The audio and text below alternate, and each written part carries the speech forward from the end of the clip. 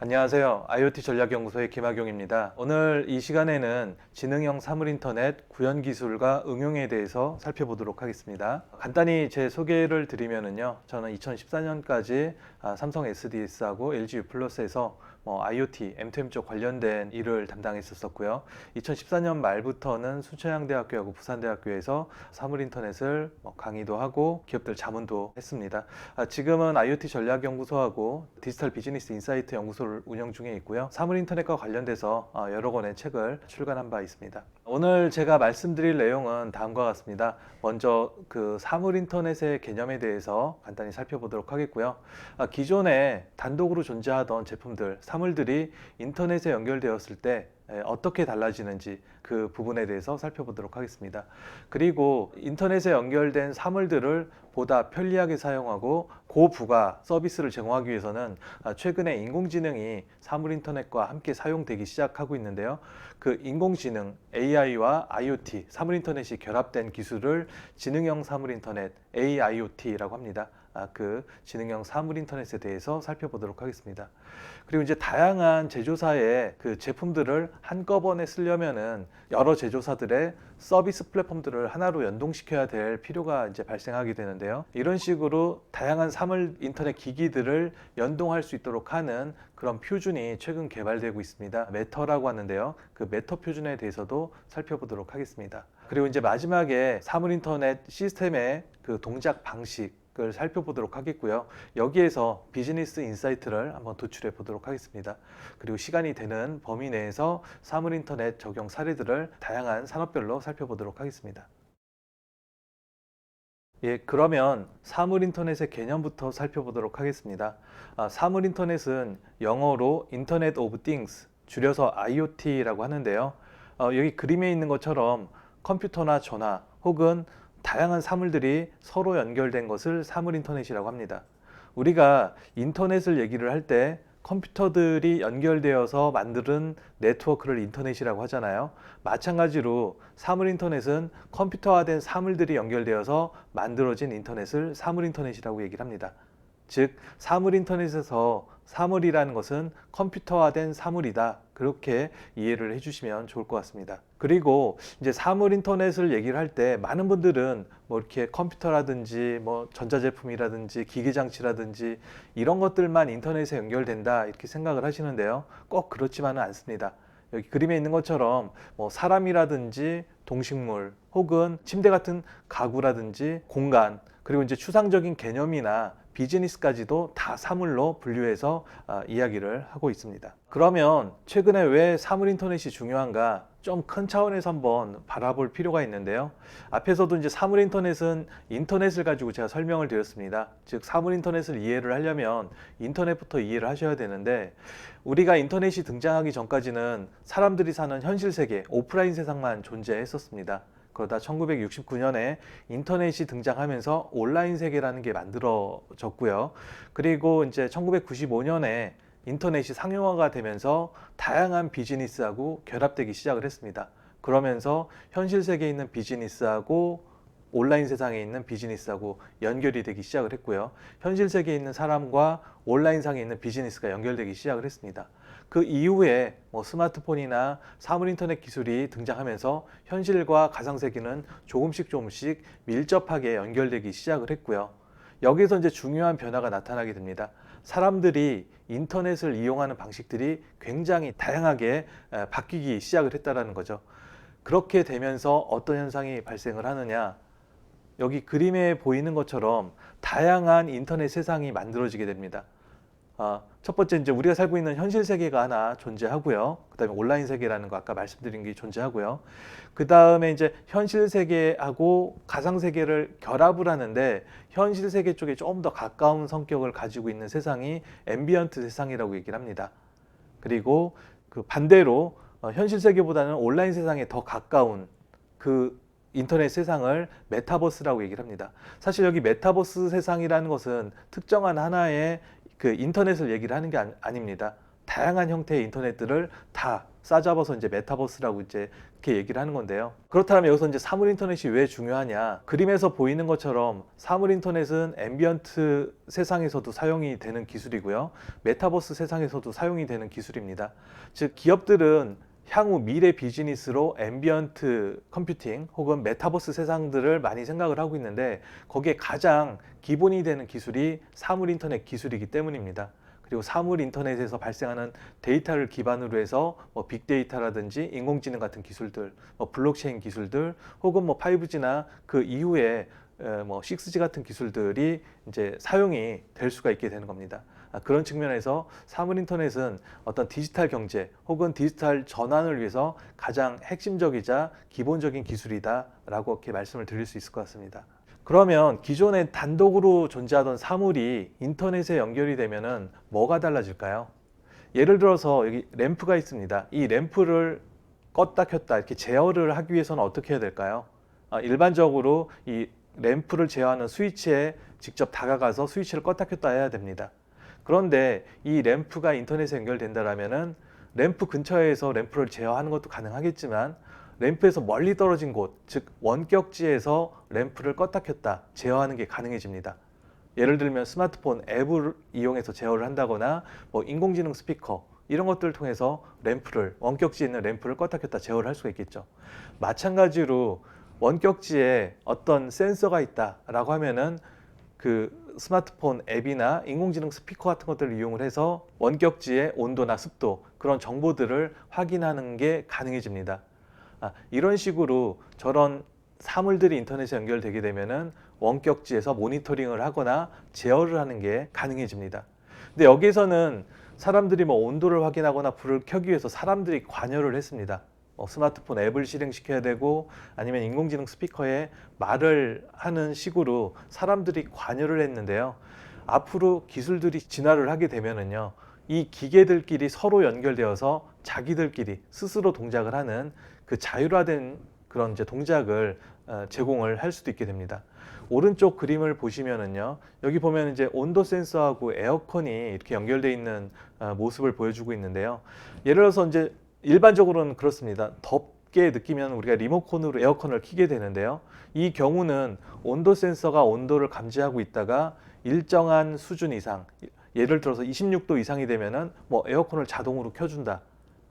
이런 연계된 동작을 하는 게 가능해집니다. 그러면 사람들은 굳이 리모컨으로 에어컨을 조작할 필요가 없겠죠. 이런 자동화를 IFTTT라고 얘기를 합니다. If this then that의 약자인데요. 만약 this, 이 조건을 만족시키면 then that, 저것을 해라. 만약 온도가 26도 이상이 되면은 에어컨을 켜라. 이런 게 사물 인터넷 서비스 자동화의 가장 기본적인 형태라고 할 수가 있을 것 같습니다. 그런데 이거는 어떤 조건부 자동화이기 때문에 낮은 수준의 자동화입니다. 여기에는 어떠한 지능이나 뭐 인텔리전스 그런 것들이 들어가 있지 않겠죠. 그래서 이제 최근에는 여기에 지능을 조금씩 결부시키기 시작하고 있습니다. 예를 들어서 온도가 26도일 때 아까는 에어컨을 켜게 했는데요. 어떤 사람들은 25도만 돼도 덥다라고 느끼는 사람이 있겠죠. 어떤 사람은 27도, 8도가 돼야지 덥다라고 느끼는 사람이 있을 거고요. 그 사람들의 행동 패턴이나 성향을 분석을 해보니까 사람들마다 그게 다 다르다라는 거죠. 그래서 사람에 맞게끔 그 인공지능이 에어컨을 켜는 시점을 조절해 주는 거. 이게 바로 인공지능이 사물 인터넷과 결합하는 모습이 될 거고요. 이런 것들을 AIoT, 즉 지능형 사물 인터넷이라고 얘기를 합니다. 이런 지능형 사물 인터넷은 저런 자동화 분야뿐만이 아니라 저 인공지능 스피커가 사람의 음성 명령을 이해를 한다거나 카메라가 사람의 얼굴이나 동작을 인식을 하고서 이 사람이 누구구나, 이 사람의 어떤 경향이 어떻구나 그런 것들을 파악할 때도 인공지능 기술이 사용이 되고 있습니다. 이 사물 인터넷을 구현하기 위해서는 다양한 기술들이 적용이 되는데요. 가장 기본적인 게 이제 디바이스에 적용되는 센서, 그다음에 액추에이터, 통신 기술 같은 것들이 되겠고요.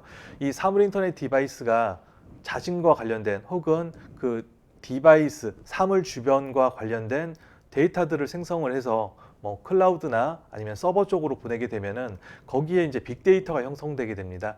그러면은 그쪽에서 그 빅데이터를 분석을 한다거나 인공지능의 어떤 데이터로 입력을 시켜줘서 그 현상에 대해서 혹은 사용자에 대해서 학습을 하고 이해를 하게 되는 거죠. 그런 빅데이터 기술이나 인공지능 기술이 또 필요할 수 있게 되겠고요. 그런 빅데이터나 인공지능 기술이 머무는 위치가 클라우드냐, 엣지냐에 따라서 클라우드 컴퓨팅, 엣지 컴퓨팅이라는 얘기를 이렇게 하기도 합니다. 지금까지는 보통 이제 클라우드 컴퓨팅, 즉 인터넷에 있는 대용량 서버가 있는 클라우드에서 이제 빅데이터나 인공지능 처리를 다 했는데 최근에는 사용자 근처, 즉 엣지 단에서 이제 그런 처리를 하는 엣지 컴퓨팅 쪽이 좀 더 주목을 받고 있습니다. 그리고 이제 최근에 이제 그 다양한 제품들을 연동하기 위한 표준들이 개발되고 있는데요. 그런 사물인터넷 표준 기술들에 대해서도 또 이해할 필요가 있을 것 같습니다. 이 그림은 사물인터넷 시스템의 전체적인 구조를 이제 간단하게 한번 그려본 그림입니다.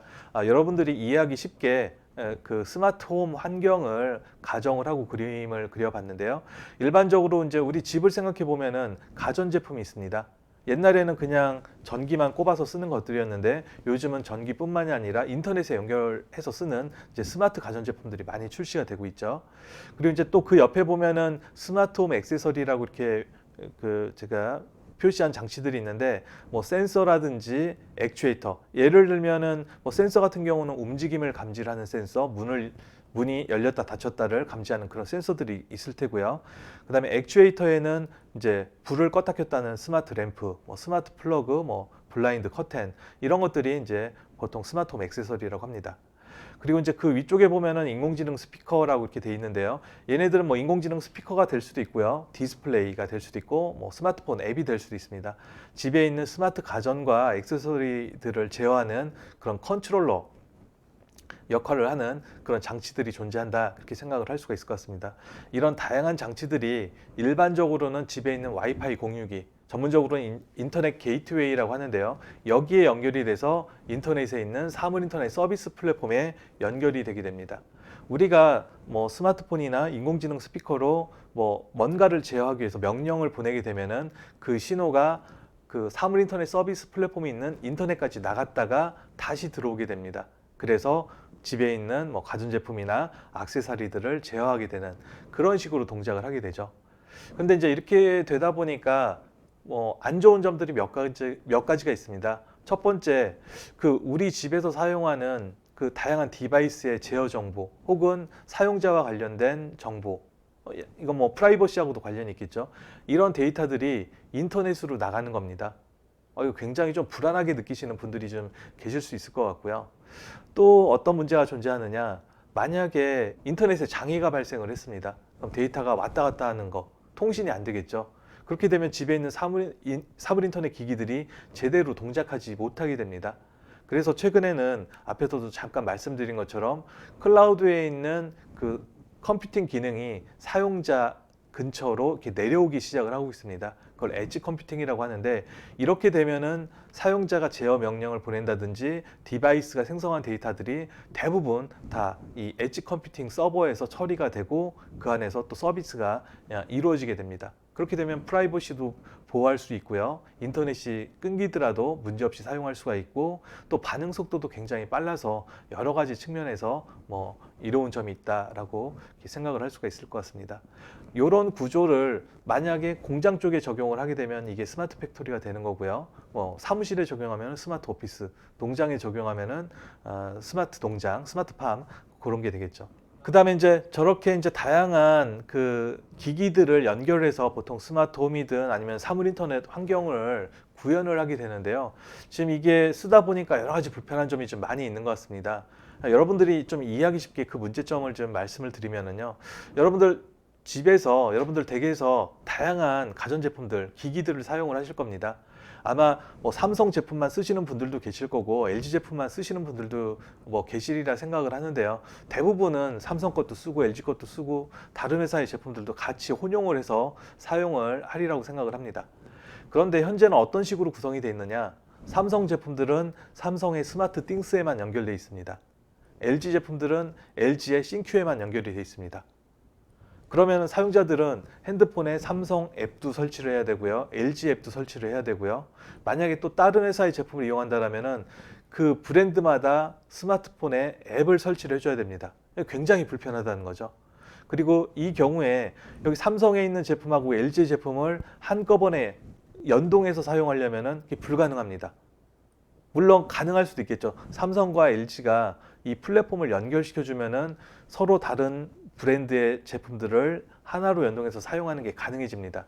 그런데 이 기업들 간에 뭐 알력도 있고 여러 가지 기술적인 이슈가 있어서 그 연동을 안 시켜주는 경우가 많습니다. 그럼 이제 소비자들은 불편해지는 거죠.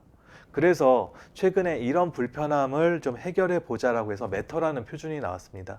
이 매터라는 표준은 클라우드에서 연결하는 게 아니라 로컬에서 디바이스를 한번 연동시켜 보자라는 그런 개념입니다. 앞에서 엣지 컴퓨팅에 대한 얘기를 해드렸는데요.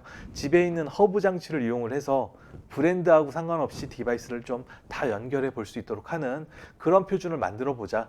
그러면은 LG 제품도 삼성 쪽에 연결해서 쓸 수 있고요. 삼성 제품도 LG 쪽에 연결해서 쓸 수 있고, 뭐 다른 브랜드 제품이라도 매터만 지원을 하게 되면은 어느 브랜드의 플랫폼에든 다 연결해서 쓸 수 있도록 하는 그런 표준이 최근에 만들어지고 있습니다. 조만간 이 표준이 완성이 되면은 이제 주요 기업들, 뭐 삼성, LG뿐만 아니라 외국의 미국의 아마존, 구글, 뭐 애플 같은 회사들도 이제 그걸 다 이용하기로 지금 한 상태인데요. 그렇게 되면 사용자들 입장에서는 굉장히 스마트 디바이스, 사물 인터넷 디바이스를 쓰는 게 편리하게 되는 그런 상황이 될 것 같습니다. 그 개념을 간단하게 이렇게 표시를 해보면은 어떤 특정한 회사의 제품이 있는데요. 그 제품이 매터라고 하는 이 표준을 따르게 된다면은 매터를 따르는 여러 개의 플랫폼들에 다 연결돼서 사용을 할 수 있다는 겁니다. 더 중요한 거는 제품 하나를 여러 플랫폼에 동시에 연결해서 사용하는 것도 가능하다는 겁니다. 그 이유가 뭐냐? 이 매터라는 표준이 IP 프로토콜, 인터넷 프로토콜을 기반으로 하기 때문에 고유한 주소 체계를 갖습니다. 고유한 주소를 갖기 때문에 어떤 플랫폼에서든 간에 이 제품을 유니크하게 구분하는 게 가능해지기 때문에 이런 아주 바람직한 특성을 제공한다라고 말씀을 드릴 수 있을 것 같습니다. 다음으로 이제 사물 인터넷이 어떻게 동작하는지, 그리고 그 동작하는 방식에서 우리는 어떤 비즈니스 인사이트를 도출할 수 있는지에 대해서 살펴보도록 하겠습니다. 앞에서 사물 인터넷에 대한 개념을 소개를 할 때 사물 인터넷은 다양한 기기들이 서로 연결되는 뭐 그런 개념으로 이제 설명을 드렸는데요. 비즈니스 관점에서는 가상 세계인 현실 세계에 있는 사물들이 사물 인터넷 기술들을 통해서 가상 세계로 연결이 되고요. 가상 세계에서 모든 비즈니스 디시전이 내려집니다. 그 다음에 그 결정에 따라서 다시 현실 세계로 그 서비스가 전달되는 이런 구조로 동작한다라고 보시면 되겠습니다. 왼쪽 편에 다양한 사물 기기들이 존재하는데요. IoT 기기들이 존재하는데요. 얘네들이 IoT 기술을 통해서 인터넷에 연결됩니다. 빅데이터가 생성되고 또 인공지능이 그 빅데이터 처리 결과를 또 활용할 수도 있고 그렇게 되겠죠. 그렇게 해서 이제 서비스를 만듭니다. 서비스는 어떤 서비스 사업자냐에 따라서 서비스의 종류는 달라질 것 같습니다. 만약에 OTT 서비스라든지 아니면은 이렇게 AR, VR 관련된 서비스를 제공하는 사업자가 있다고 하면은 예를 들면 헤드셋을 통해서 서비스를 제공해 주는 그런 형태로도 제공이 될 수가 있을 것 같고요. 아니면은 이렇게 그냥 기존에 음식 배달 서비스를 한다거나 아니면 가전 제품들끼리 서로 연동돼서 자동화된 서비스를 제공하는 그런 사업자들이 있다라면은 현실 세계에서 이제 기존에 제공되던 그런 서비스들을 더 편리하고 자동화된 형태로 제공해 주는 게 가능해질 것 같습니다. 기존에 자신들이 하던 비즈니스를 IoT 기술을 이용해서 어떻게 변화시킬까 하는 부분들에 대해서 좀 고민을 해보셔야 된다는 겁니다. 즉 IoT 기술이 새로운 비즈니스를 창출하는 게 아니라 기존에 자신들이 하던 비즈니스를 보다 효율적으로 아니면 보다 빠르게 아니면 보다 더 고부가 형태로 서비스를 제공하도록 하는데 사용되는 기술이 IoT다라고 이렇게 말씀을 드릴 수 있을 것 같습니다. 저렇게 되다 보면은 과거에는 그 사물 인터넷 제품들, 그 제품에 이제 그 사업하시는 분들은 제품에 집중을 했었었는데요. 앞으로는 제품보다는 그 제품들이 제공하는 가치 혹은 서비스에 더 집중을 해야 되는 식으로 비즈니스 모델이 바뀌게 됩니다. 인터넷이 등장을 하고 그다음에 다양한 디지털 기술이 등장하면서 고객들은 어떤 물건을 소유하기보다는 그 물건이 제공하는 뭐 본연의 가치 혹은 고객 경험을 더 중시하는 쪽으로 바뀌어져 가고 있거든요. 그러다 보니까 이제 사업자들도 이제는 제품보다는 서비스를 제공하면서 이제 돈을 버는 그런 뭐 비즈니스 모델을 만들고 사업을 실제로 이제 제공을 하고 있는 그런 상황입니다. 그래서 그런 형태 디바이스를 이용해서 사물 인터넷 디바이스를 이용을 해서 비즈니스를 하는 비즈니스 모델들의 유형들을 좀 정리를 해보니까 크게 두 가지 유형, 디바이스를 서비스화하는 형태 혹은 디바이스하고 기존에 존재하던 서비스를 결합하는 형태 두 가지 유형으로 구분이 된다는 것을 확인할 수가 있었었고요. 각각에 대해서는 네 가지, 세 가지씩의 어떤 구체적인 비즈니스 모델이 존재한다는 것을 이제 좀 찾아낼 수가 있었습니다. 그래서 이제 다음에는 요 각각의 비즈니스 모델들에 대해서 좀 말씀드리도록 하겠고요. 그리고 이제 이렇게 디바이스가 서비스화가 되든가 혹은 디바이스하고 서비스가 결합이 되는 경우를 보니까 결국은 얘네들이 이제 디바이스가 서비스화 되는 것을 서비타이제이션이라고 얘기를 하고요. 그다음에 디바이스하고 서비스가 결합되는 것을 이제 프로비스라고 얘기를 하는데요. 뭐 어떤 형태가 됐든 간에 얘네들은 디바이스보다는 서비스에 포커싱이 맞춰져 있다 보니까 결국은 비즈니스가 플랫폼 형태로 바뀌더라. 그래서 이제 최근에 플랫폼 기반의 비즈니스 모델들이 많이 주목을 받게 되고 있는 그런 상황입니다. 그런데 여기서 얘기하는 플랫폼 비즈니스가 우리가 알고 있는 플랫폼 비즈니스하고 좀 차이가 있다는 겁니다. 우리가 알고 있는 플랫폼 비즈니스는 핸드폰으로 택시를 부르거나 핸드폰으로 음식을 시키거나 다 그런 형태거든요. 그런데 사물 인터넷 디바이스 기반의 플랫폼 비즈니스는 개별적인 사물 인터넷 기기들을 이용해서 서비스를 이용하는 형태로 바뀌게 된다는 겁니다. 즉 스마트폰 대신에 다양한 사물 인터넷 기기들이 사용이 될 수 있다는 겁니다. 예를 들면은 저 같은 경우는 전자레인지를 사용을 하고 있는데요. 그 전자레인지를 이용해서 팝콘을 튀겨 먹다 보면은 팝콘에 제가 이제 팝콘을 10개를 사서 8개를 튀겨 먹잖아요. 그럼 전자레인지가 자동으로 팝콘을 주문을 해줍니다. 온라인 쇼핑을 저 대신 해주는 거죠. 팝콘과 온라인 서비스가 연결되는 그런 일들이 발생하게 됩니다. 냉장고도 뭐 같은 식으로 생각할 수가 있겠죠. 세탁기는 세탁 서비스하고 결합할 수가 있을 것 같고요. 뭐 스마트 미러 같은 경우는 뭐 피트니스 서비스나 아니면은 옷 같은 것들을 쇼핑하는 그런 이제 서비스하고도 결합이 될 수가 있을 것 같습니다. 그런 식으로 그 특정한 디바이스와 그 디바이스와 관련된 서비스가 플랫폼화되는 그런 형태로 진화가 된다라는 걸 확인할 수가 있을 것 같고요. 그다음에 이제 또 하나 이제 말씀드려야 될 부분이 보니까 이제 저런 플랫폼화는 어떤 기업들이나 다 할 수 있더라는 겁니다. 예를 들어서 배달 서비스, 음식 배달 서비스에도 경쟁자들이 여러 명이 있잖아요. 여러 기업들이 존재하잖아요. 택시 서비스도 마찬가지고요. 비즈니스 모델이 너무 심플합니다. 누구나 다 따라할 수 있습니다. 이 사물 인터넷 기반의 플랫폼 서비스들도 마찬가지라는 거죠. 그러다 보니까 어떤 경쟁자와의 차별화를 하기 위해서는 여러 개의 서비스 플랫폼들을 만들어 놓고 얘네들을 하나로 묶어서 쓰는 그런 전략, 즉 크로스 플랫폼 전략을 도입해야만 한다라는 그런 생각을 해볼 수가 있을 것 같습니다. 요거에 대해서는 뒤에서 구체적으로 설명드리도록 하겠습니다. 마지막으로 사물 인터넷 적용 사례에 대해서 살펴볼 텐데요. 사물 인터넷은 어떤 분야에 적용되느냐에 따라서 앞에다 스마트 플러스 썸씽 이렇게 얘기를 하면 됩니다. 뭐 집에 적용이 되면 스마트 홈, 공장에 적용되면 스마트 팩토리, 뭐 리테일 분야에 적용이 되면 스마트 리테일 그런 식으로 이제 얘기를 할 수 있을 것 같고요. 근데 가전 제품들에도 이제 스마트한 기능들이 적용이 되면은 이제 얘는 이제 스마트 가전, 사물 인터넷 가전이 되는 거가 될 테고요. 뭐 금융 분야나 헬스케어나 기타 등등 여러 가지 분야에 사물 인터넷은 기본적으로 지금 사용이 되고 있다라고 말씀을 드릴 수 있을 것 같습니다. 네, 이상으로 준비한 자료를 말씀드렸고요. 이상으로 마치도록 하겠습니다. 예, 감사합니다.